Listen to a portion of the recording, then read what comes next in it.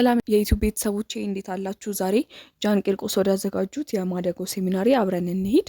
ይሄ ሴሚናሪ በዋነኝነት የተዘጋጀው የመጀመሪያው ልጆችን ወስደው ማሳደግ ለሚፈልጉ ሰዎች፣ በተጨማሪም ደግሞ ልጆችን እያሳደጉ ላሉ ሰዎች እና ደግሞ ይሄን ነገር መረዳት ለሚፈልጉ ሰዎች ነው ማለት ነው። እንከታተል።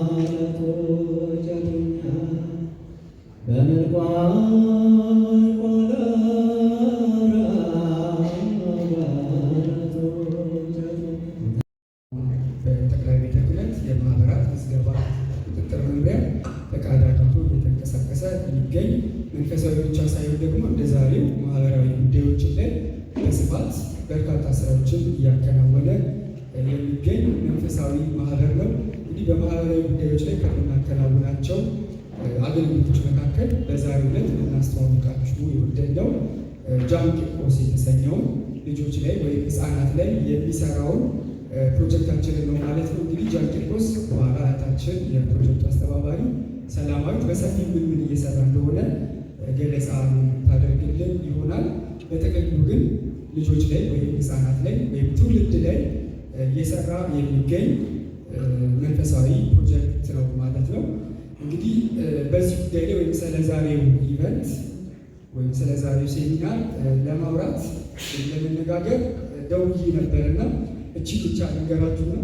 በጣም ማለት ሰምቼ ልቤን ከነካው ነገር አንዱ ብነግራችሁ ትቀየማላችሁ። በጣም አጭር ሰዓት ነው የተሰጠኝ፣ 5 ደቂቃ ግን ያው ጨርሰናል።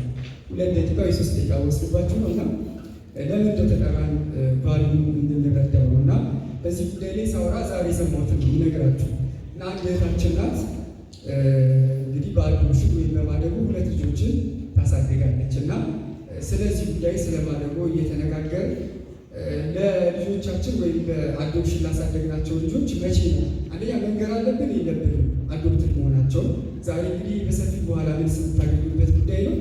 ሁለተኛ ደግሞ ከነገርናቸው መቼ ነው የሚነገራቸው የኔ ጥያቄ ስለሆነ እሷም ደግሞ 2 ልጆችን ስለምታሳድግ እንዴት ነው ብዬ ጥያቄ አቅርቤላት ነበርና በጣም ሰፊ ነው። ባጭሩ ስነግራቸው የመለሰችልኝ ሁልጊዜ ራሷን አዘጋጅታ እንደነበረ ያው ልጆችን የምናሳድገው በጋራ ነው።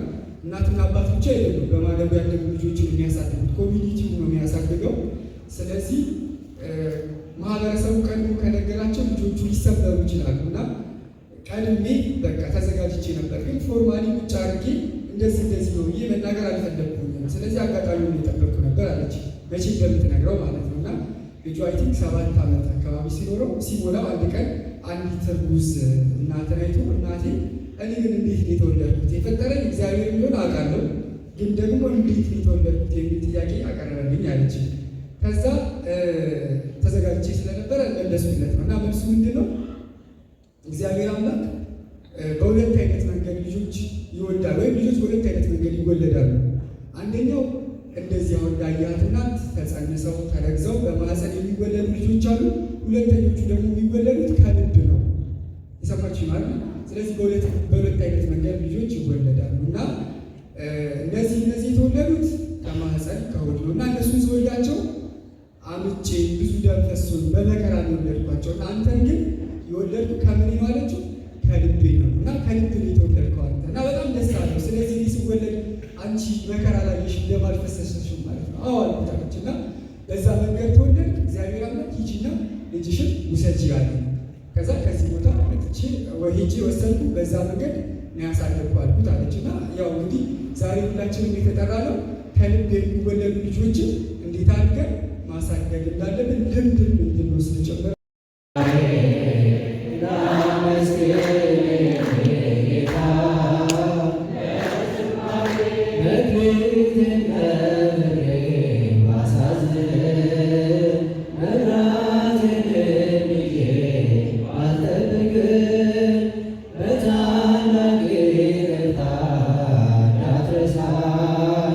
በፍቅር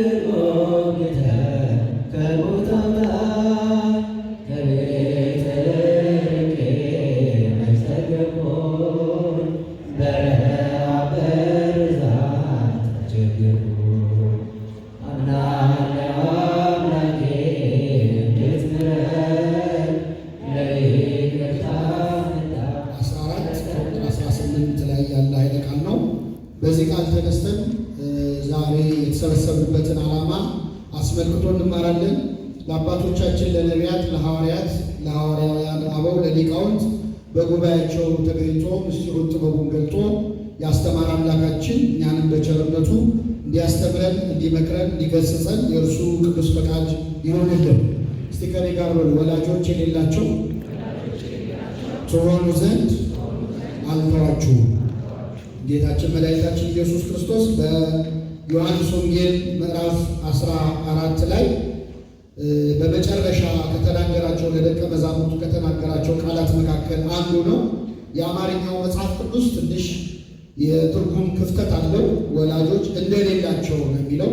ግዕዙ ግን እጓለ እማውታ ትኩኑ፣ ወላጆች የሌላቸው ትሆኑ ዘንድ አልተዋችሁም ብሎ መድኃኒታችን ኢየሱስ ክርስቶስ የተናገረው ቃል ነው። በዚህ ቃል ተነስተን እንማራለን። እግዚአብሔር አምላካችን በቸርነቱ እንዲያስተምረን ቅዱስ ፈቃድ ይሁንልን።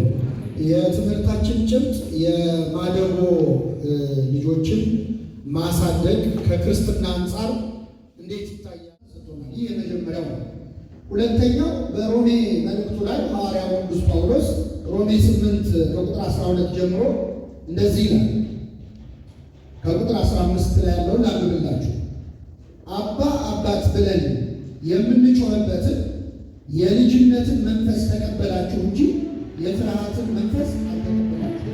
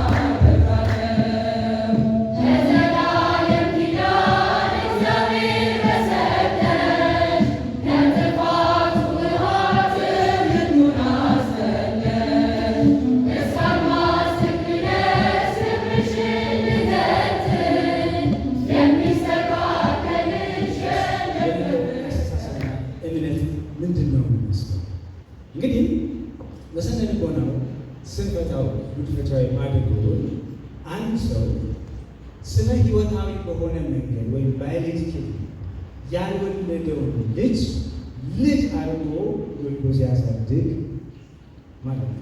ይህ የማደጎ ገለጽ ነው። መስቀሌን የቱ ጋር ጣልኩት? ለጸሎት ወጥቼ ነበር ሌት ነፍሴ ስትንገላታ፣ ከደጅ ፈውስ ልትቃርም ከቁስሏ ማገገም ሽታ፣ ከስፍራ ቅዱስ ስምህን ደጋግማ በእንባ ጠራችው፣ በእንባዋ ማሳረጊያ ግን እረፍት። ማደጎ ልጆችን ለማሳደግ ፍላጎት እያላቸው ግን ፍርሃት ላለባቸው፣ እርግጠኝነት ለማይሰማቸው፣ የተለያየ አይነት ጥያቄ ለሚፈጠርባቸው በራሳቸውም እንዲሁም ደግሞ በማህበረሰብና በቤተሰብ የተለያየ አይነት ጥያቄ ለሚነሳባቸው ለሚሆኑ ሰዎች ምን ትላላችሁ? ምን ትነግራችኋላችሁ? ከአቶ ሰይፉ የመጀመሪያ ትልቁ የእግዚአብሔር ፈቃድ ይመስለኛል። ሁሌ ይሄ አንዱ እንደ ክርስቲያን ማድረግ ካለብን በጎ ተግባራት ውስጥ ነው። ቅድም በትምህርቶች ብዙ ነገር ተናግረናልና ወደ ውስጣችን ግን ለማስገባት ያው ስለ ቼንጅ ወይም ትራንስፎርሜሽን ሲነሳ የማያቋርጥ የተፈጥሮ ሂደት ነው። ሆነ የሚባል ነገር የለም። እየሆነ ነው። አሁንም እየሆነ ነው። እያወራ ይህ ቅጽበት ቤታችን ዳግም አይመጣም። አሁንም አውራበት እንዲህ እያለ